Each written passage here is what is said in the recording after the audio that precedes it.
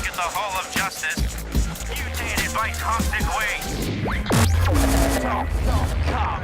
All right, Bobby here with Talking Comics, and we're back with Rebekah Isaacs at the Dark Horse booth. Rebekah, how is your comic going so far? It's going great. I mean, busy as always, but it's really fun. Yeah. Big announcement. Lots of fans. Yeah, big announcement at the con. You are going to be doing the art on the mainline Buffy season 10 book, yes, right? That's right. So how do you feel about that?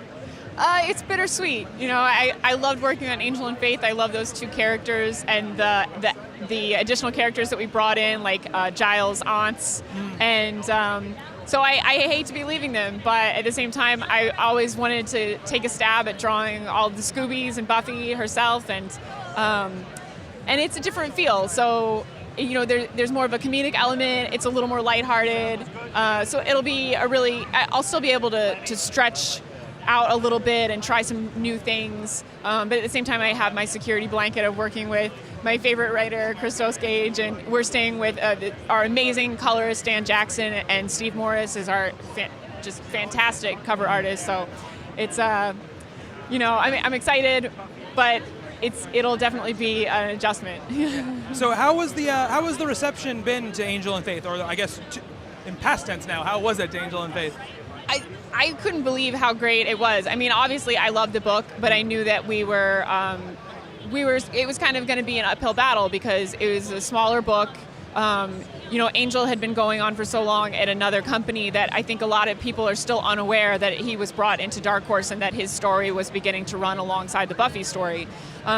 So I think that people are still just being introduced to it and still just finding out that it exists. But the fans that we did have were really amazing, and they loved the series and were so supportive of it and so excited, and you know, we kept hearing all the time that it felt like the TV show, which is the biggest compliment that we could ever receive. So I was really glad that that for the most part everyone loved it as much as I did. We all did. Yeah. So what characters are you most looking forward to bringing to life in Buffy? Oh man.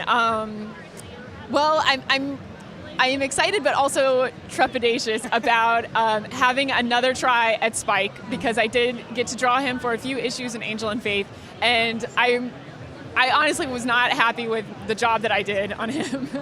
So, but this time I know that I've gotten a lot better. I think that, you know, even his story arc is really incredible. So we've got the total package for him this year, and I'm excited to be able to do him justice. But as far as the characters that I haven't drawn at all yet, I'm really excited to draw Xander.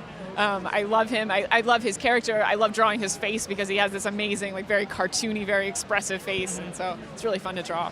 You sound, obviously you're very passionate about the Buffy verse, the Whedon verse. Were you a fan before you started doing the books, and was there then extra pressure if you were a fan of going into it?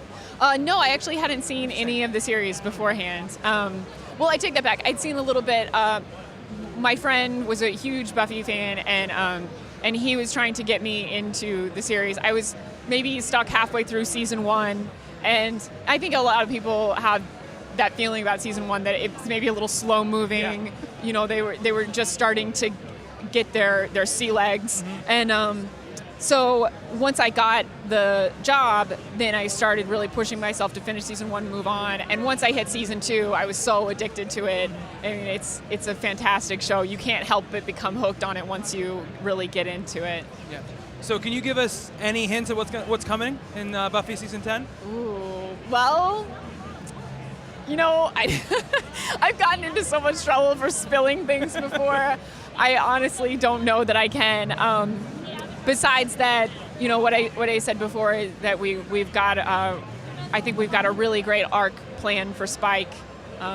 So, you know, Spike fans will be really happy with that, I think. And I don't know. We're going to see. We'll definitely see some characters coming back from season 8 who you might not have expected to see again, and that's all I feel comfortable saying now. So, you know, you've worked with the same writer for a while now. Mm-hmm. What is your relationship like with Christos? Oh, it's fantastic. I mean, he's I feel like it's so rare and incredible to form that kind of bond with a writer. where you just get each other without even having to really explain that much or tell that much in the script. And so, you know, I definitely wanted to hold onto that as much as I could. So when we got to the end of the season and they asked me what I'd like to do, my main goal was just to go wherever Christos wanted to go, like whatever he wanted to write, that's what I wanted to draw. You know, I love that he writes really amazing, emotive scripts, but that he also allows the art to breathe. You know, he doesn't really try to micromanage a lot or tell the artist what to do. He's very trusting of his artists. You know, what he really brings is that the emotional connection between the characters, and his dialogue is so fantastic. And so, you know, reading it, you feel like you're watching the show, even just reading the script. Awesome. Yeah. So, anything else you got coming up other than the Buffyverse stuff? No, I'll be doing that for about the next 2.5 years, and Wow. that'll continue to be my life. All right. Well, you sound excited about it. Yeah. Thank you so much, Rebekah Isaacs, for talking to us on Talking Comics. Thank you. All right. Have a great rest of your show.